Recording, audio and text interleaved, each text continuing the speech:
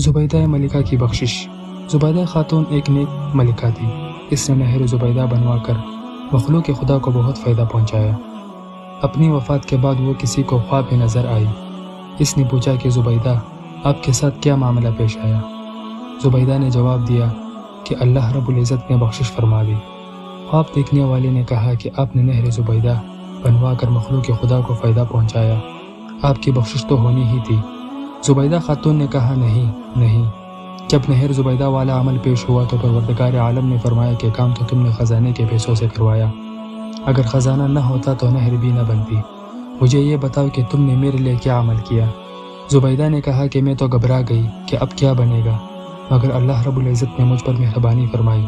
مجھ سے کہا گیا کہ تمہارا ایک عمل ہمیں پسند آ گیا۔ ایک مرتبہ تم بھوک کی حالت میں دسترخوان پر بیٹھی کھانا کھا رہی تھی کہ اتنے میں اللہ اکبر کے الفاظ سے اذان کی آواز سنائی دی۔ تمہارے ہاتھ میں لقمہ تھا اور سر سے دوپٹہ سرکا ہوا تھا۔ تم نے لقمے کو واپس رکھا، پہلے دوپٹے کو ٹھیک کیا، پھر لقمہ کھایا۔ تم نے لقمہ کھانے میں تاخیر میرے نام کے ادب کی وجہ سے کی، اس لیے ہم نے تمہاری مغفرت فرمائی۔ سبحان اللہ۔